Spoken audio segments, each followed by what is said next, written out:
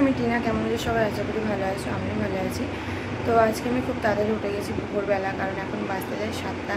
তো বাজিনি, এখনও অনেকটা বাকি আছে, প্রায় 20 মিনিট মতো বাকি আছে। তো আমি উঠেছি, উঠে ফ্রেশ হয়ে নিয়েছি। তো যাবো আজকে খুব সকাল সকাল একটা জায়গায়। তো কোথায় যাব, কি বৃত্তান্ত সব তোমাদের জানাবো এই ভিডিওতে। তো সাথে থেকো, চলো যাই, গিয়ে দেখি বাবা উঠেছে কিনা। বাবাকে ফোন করেছি সকালবেলা, দেখি বাবা উঠেছে কিনা। চলো যাওয়া যাক। আমি থাকবো না, এখন যাব, প্রায় আসবো, সন্ধে হয়ে যাবে। তো চলো তার আগে মাছগুলোকে একটু খাবার দিয়ে দিই, নাহলে আমি না থাকলে মাছকে কেউ খাবার দেবে না। চলো মাছকে খাবারটা দিয়ে দিই। এই দেখো, আমার এই গামলিতে অল্প মাছ আছে, এদেরকেও খেতে দিয়ে দিলাম। আর এই দেখো এখানে তো আছেই, চলো এদেরকেও খেতে দিয়ে দিই।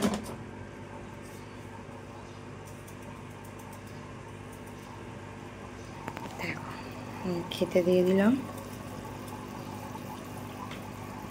কারণ আমি যদি খেতে না দিই তো কেউ খেতে দেবে না এখন। এই দেখো মাছগুলো খাচ্ছে, এই দেখো।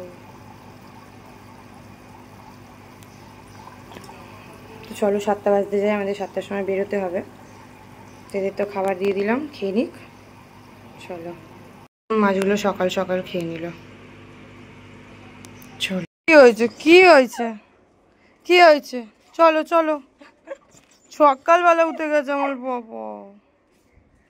চলো, আমার পাপা সকালবেলা উঠে গেছে। ওলে বাবা, ও বাবা, কি হয়েছে? চলো চলো। সকালবেলা রেডি হয়ে গেছি, ঘুম থেকে উঠে গেছি। বাবাকে ফোন করি 6টার সময়, এসে দেখি কেউ ঘুম থেকে ওঠেনি। তখন 7টা বাজতে 5 মিনিট বাকি। কি করবো, সবাইকে ডাকলাম, উঠলো, কিন্তু সবার আগে পাপাও উঠে গেছে সব থেকে আগে, উঠে আর ঘুরছে। আমি চুল ফুল বেঁধে নিলাম, যেহেতু টাইম, মানে ওখানে টাইম পাবো কিনা, তাই এখানে গিয়ে রেডি হয়ে নিলাম। দেখা যাক, ওখানে যাওয়া যাক। সব গুছিয়ে নিয়েছি আমি। চলো, হাতে আংটি ফাংটি যা ছিল সব খুলে দিয়েছি। কেমন হাতটা ফাঁকা ফাঁকা লাগছে, তাই না? ফাঁকা ফাঁকা হয়ে গেছে হাত। দেখো রাস্তায় শুয়ে রয়েছে, ওর ঘর দোর নেই, আবার লাজ নাড়াচ্ছে। হরামি হয়ে গেছে, হরামি হরামি হরামি। এত বাজে হয়েছে, বাজে। রাস্তার মাঝখানে শুয়ে আছে। টাটা পাপাও, এই দেখো, টাটা।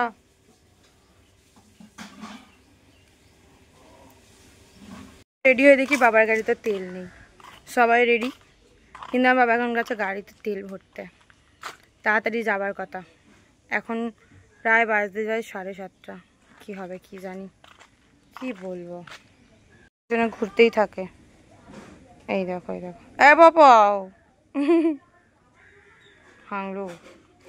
এটা হলো আমাদের পাড়ার মাঠ, এখন খেলার প্রস্তুতি চলছে, ব্যায়াম চলছে। এই দেখো আইটিসি, একটা জিনিস দেখো, সব জায়গাতে রোদ পড়েছে কিন্তু আইটিসিতে রোদ পড়েনি। আইটিসিতে রোদ পড়লে চকচক করে। তারপর শিব বাবাকে দেখে নিলাম সকালবেলা, যাতে দিনটা ভালো যায়। যেহেতু আমার গাড়িতে তেল ছিল না, তারপরে দাঁড়িয়ে একটু তেলও ভরে নিলাম। তাহলে অনেকটা যেতে হবে, যদি তেল শেষ হয়ে যায় তো একটু প্রবলেম হয়ে যাবে, তাই তেলটা ভরে নিলাম। আমরা চলে এসেছি নার্সিংহোম। দেখো, এটাকে কেউ দেখে বলবে যে এটা নার্সিংহোম কতটা ছোট। দেখেছো তোমরা, দেখেই বুঝতে পারছো। দেখে আমরা তো বুঝতে পারিনি যে এটা নার্সিংহোম। যাই হোক, তো চলে এসেছি নার্সিংহোমে।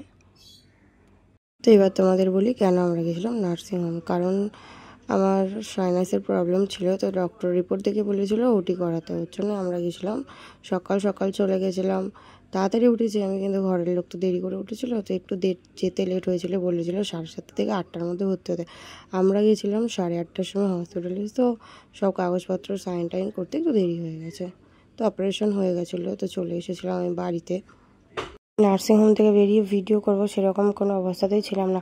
তোমরা তো দেখতেই পাচ্ছ, দুটো নাকের মধ্যে কাপড় ঢুকিয়ে দিয়েছে, তার মধ্যে গাল থেকে নিঃশ্বাস নিতে হচ্ছিলো, তো অনেকটাই অসুবিধা হচ্ছিলো। যেহেতু আমার অপারেশন হয়েছিল, তো কোনো জলও আমাকে খেতে দেয়নি। তার মধ্যে এসি রুমে ছিলাম, আইসিইউতে, পুরো গলা শুকিয়ে গেছিলো। আমার অপারেশন হয়েছে 11টা, আমাকে জল খেতে দিয়েছে 5টার সময়, তো 5:30টার সময় আমাকে ছেড়েও দিয়েছিল। এতটাই শরীরটা খারাপ লাগছিল যে আর শরীর দিচ্ছিল না। তো বাড়ি চলে এসেছিলাম। আসার পর একটু ভালো করে জল খেয়েছি, যেহেতু ওখানে জল আমাকে একদম একটুখানি খেতে দিয়েছিল। তো ঘরেতে এসে একটু ভালো করে জল খেয়েছি। সত্যি কথা বলতে, নাকে দুটো কাপড় তো ঢুকিয়েছিল, এবার উঁচু হয়ে গেছিলো নাকটা, তো তো তার জন্য আমার দুটো ঠোঁট এক জায়গায় করতে পারছিলাম না, ওর জন্য ঠিকঠাক তো কোনো রকম খাবার খেতে পারছিলাম না, কোনো খাবার বলো জল বলো ওষুধ গিলতে গেলেও একটু অসুবিধা হচ্ছিল। তো এরকমই অবস্থা ছিল আমার বাড়ি আসার পর।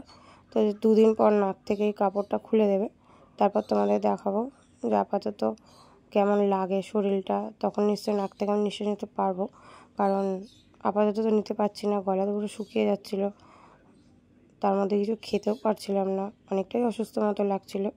তারপর তো এমনিতেও আমাকে সব গলা ভাত খেতে বলেছিল যাতে কোনো অসুবিধা না হয়।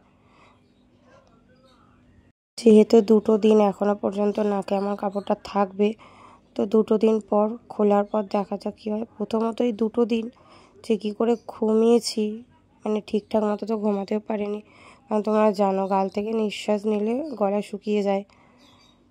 তারপরেও কিছু করার নেই, 2 দিন কষ্ট মতো করতে তো হবে।